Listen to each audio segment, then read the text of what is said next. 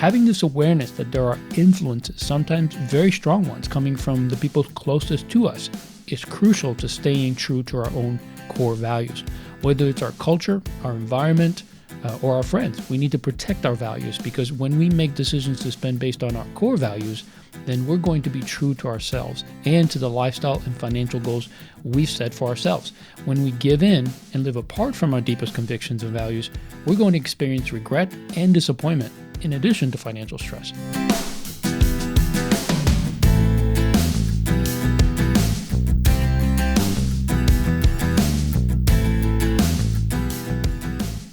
Welcome to Getting Money Right with Leo Sabo and David Thompson. On this episode, we're continuing our discussion on the importance of having the right perspective on money. This is part 2 of our discussion, so if you've missed the last episode, be sure to listen to episode 38 first. As a quick review, in the first episode, we referenced the book, The One Thing, in which the 5 factors that contribute to our happiness are identified.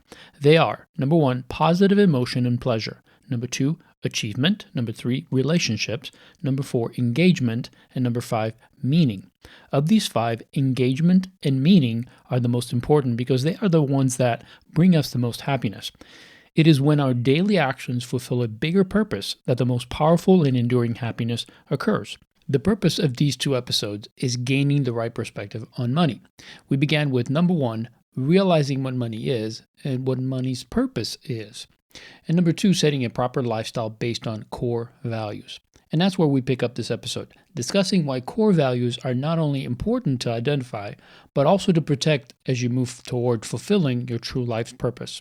Yeah, so another way that we can begin to define that proper lifestyle is to look at our core values and to look at the things that are truly important to us that we have begun to say, this is where I'm going to revolve my life around these things, and set some core values. I mean, maybe a core value for you is love and an intimate relationship with your spouse. Maybe a core value is integrity, and I'm not going to take a job that pushes me outside of a place of integrity, or I'm not going to do work that causes me to bend my integrity in other areas.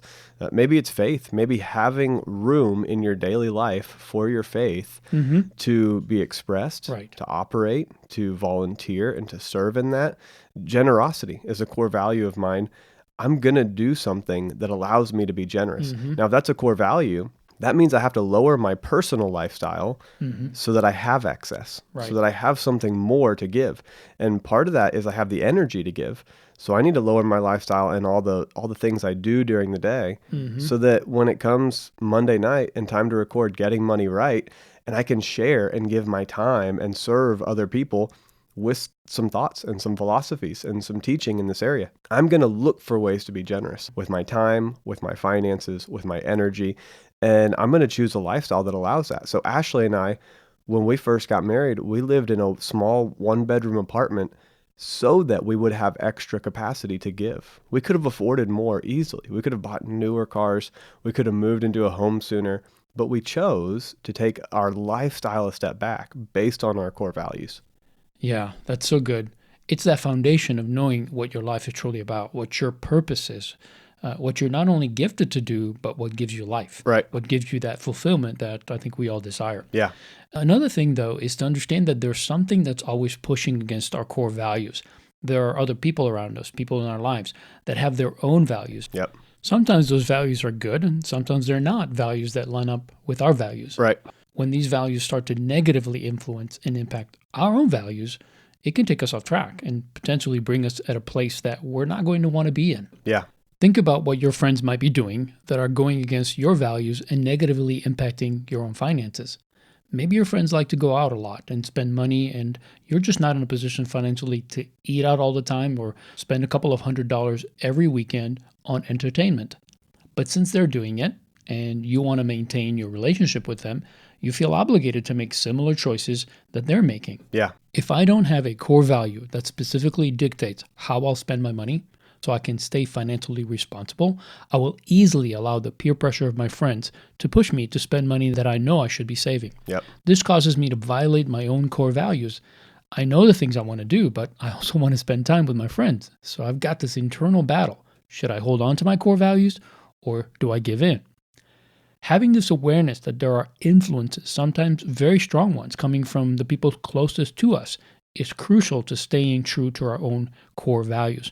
Whether it's our culture, our environment, or our friends, we need to protect our values, because when we make decisions to spend based on our core values, then we're going to be true to ourselves and to the lifestyle and financial goals we've set for ourselves.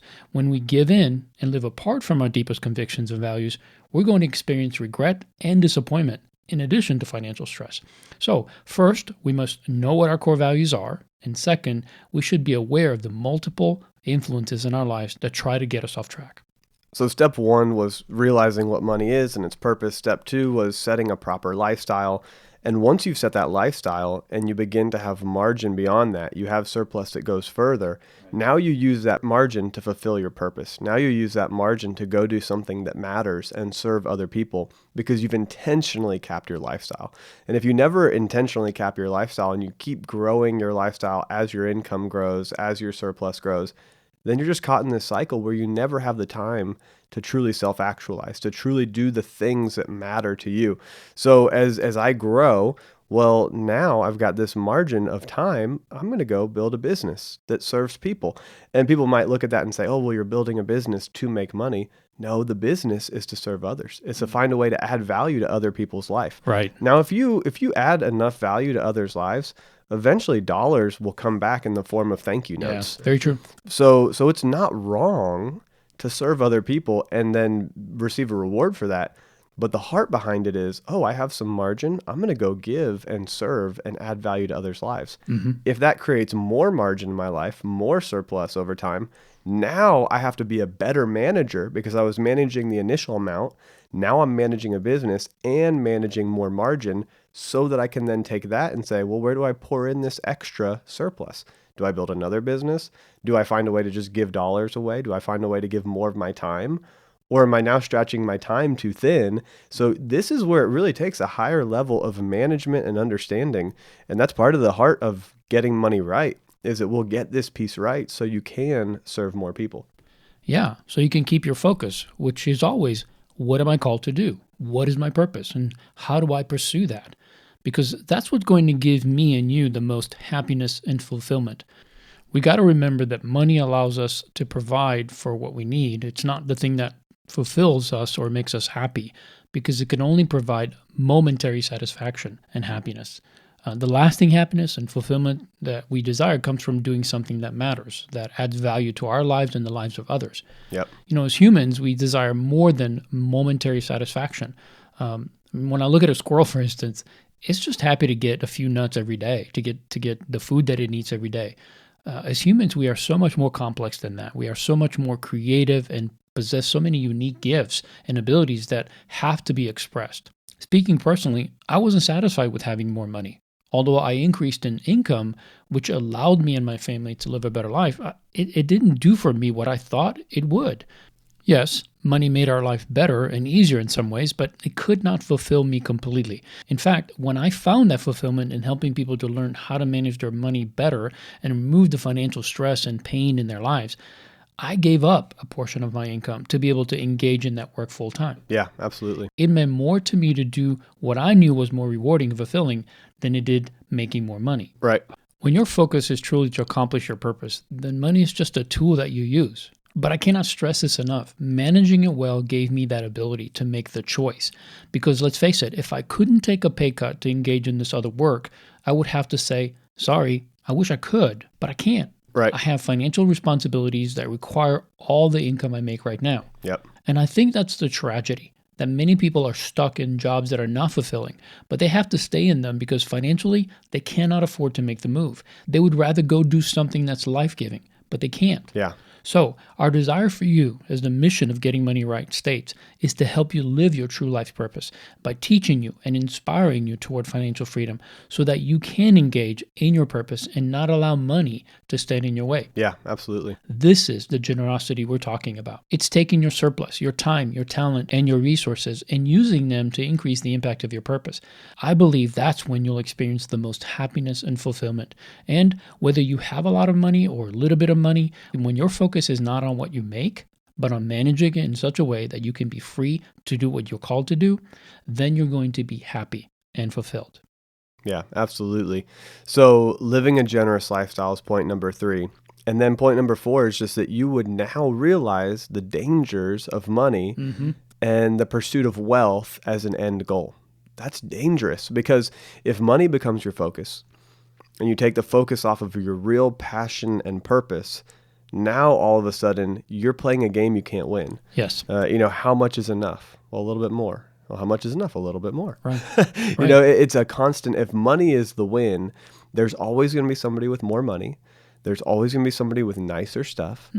And you can't define your life based on the achievement of dollars and cents. But what you can do is begin to take those dollars and cents and turn around and create real life fulfillment. So, you have to decide where your lifestyle is enough, because if you start to use that money and chase money, it competes for your passions. Yes. And it'll squish everything else. Just growing wealth for wealth's sake can be a very dangerous place. And it's a unique form of financial bondage. Yeah. We talk about debt being financial bondage and people being stuck in owing payments and unable to afford the basics and struggling in the mire. Well, if you have somebody who's caught in another cycle, and that cycle is that they earn money and then they invest it so they can earn more money, and then they invest it so they can earn more money, and it just becomes this cycle they go around, and the money becomes the center of their universe, and they chase the money and they look to acquire and pursue and accumulate, and the end of their life comes and that money is going to go to somebody else. That money, they're not going to take it with them wherever they go. Yeah, and in the meantime, they're also going to be fearful. Yeah. Right? Yeah, absolutely. And probably consumed with making the next 1,000 or 10,000 or 100,000 or whatever. Yeah. And like you say, David, it's a slippery slope that ends in dissatisfaction, discontentment, and disillusionment, because money was never meant to fulfill that role in our lives. This has been proven many times. It's not just our opinion. Our purpose and our passion, that's what should be driving us. And the danger is in letting money become our focus. Now, in order to stay focused on your purpose, you have to do something that's very much against the norm today. You have to decide how much is enough to cap your lifestyle to a certain level. Without doing that, you'll never be able to recognize how much you need and what the surplus actually is. We talk about budgeting on this podcast all the time because that's what budgeting allows you and I to do. Right. To set a lifestyle cap. Yeah. And recognize the surplus. Yep. It provides that clear picture of what I need to live on and what's extra. Yeah. If an emergency happens, I have savings for that, but my lifestyle doesn't change every month. By setting a cap on what I need every month and for the future, and setting that amount aside, I can recognize the surplus, move all of that toward fulfilling my purpose. Yeah. That gives me the ability to have a greater impact and more success toward fulfilling that purpose, because I've learned that is what makes me happy. Yeah. Yeah. So I think a good way to kind of end this episode is to share a little bit of the purpose and passion for me personally. I used to be the marketing manager for a forensic engineering firm, and it was a great job, and it really hit a lot of my unique talents, and I enjoyed it. But what I found to be the most fulfilling thing was serving people and helping them remove bondage from their life in the area of finances. Right. And so at church, I sat down and wrote a vision statement for my life.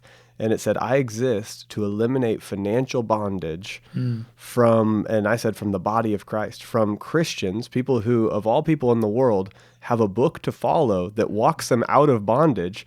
So to eliminate financial bondage from the body of Christ and help people to become good and healthy stewards. And I had begun to manage well, so that when it got 5 years into my career and an opportunity opened up for me to go full time into ministry and serving people, I was able to take a little bit of a pay cut to go and serve people because I knew what my lifestyle was. And I had actually capped my lifestyle years before. So every income, every increase at the job, that's okay, just went into savings and into surplus and into, okay, how do I turn around and serve more people? And so I just want to encourage you, take some time to write down your vision, to write down your purpose statement. And maybe it's in the area of finances, maybe it's in the area of helping at-risk teens, maybe it's in the area of child sex trafficking in another country and helping to end that. Maybe it's in the area of breaking alcoholism or just serving people. I've met people that their whole mission was to serve people with technology. And they're walking with people that are really struggling with technology and helping them get better at it, and they find joy and passion and life out of it. So what's your passion? What's your purpose? And how are you going to pursue that? Yeah, that's awesome. I love that story because I know that story very well. I've even shared some of that journey with you, and I've seen you live that out faithfully. And I believe we all have that same choice. We can take a deep look into our soul. We can recognize the passions and the gifting we have and engage in that thing that will make an impact in other people's lives. As a quote from The One Thing revealed, and as David and I have said many times on this podcast and previous ones, the thing that will make you happy and fulfilled is when you engage in your purpose, which is what we desire for you. So to gain a better perspective on money, it's important to realize what money is and what its purpose is. And you have to realize that there are outside influences that shape our view and even pressure us sometimes to go beyond what's healthy for us. There's advertising, there's culture, there's materialism, and there's even our friends that push us in directions that sometimes it's not good for us. So let's be aware of that. We also have to set a proper lifestyle, which means that we need to cap our lifestyle based on our income and what we need right now. The best way to do that is through a budget that allows you to control every expense to make sure that you're taking care of today as well as the future. And last, living a generous lifestyle. Using your surplus to fulfill your greater purpose, engaging and being fulfilled in the thing that you are created to do. Well, I hope that you've enjoyed this episode. And if you have, please rate it, review it, and subscribe to our podcast on iTunes or Google Play so that it's easier for more people to find us and benefit from it. You can also share this podcast on your favorite social media platform. And while you're there, find us and follow us. Find us on social media, Facebook or LinkedIn. We'd love to have you be a part of the personal finance conversation that we get to have every week. When you can, find the show notes, look for more content, and jump onto leosabo.com to gather lots more information that'll help you on your financial journey. And as always, we look forward to having you join us next time so that together we can keep getting money right.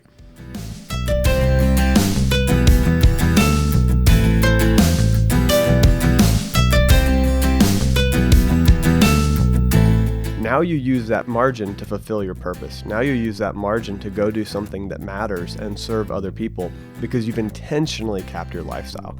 And if you never intentionally cap your lifestyle and you keep growing your lifestyle as your income grows, as your surplus grows, then you're just caught in this cycle where you never have the time to truly self-actualize, to truly do the things that matter to you.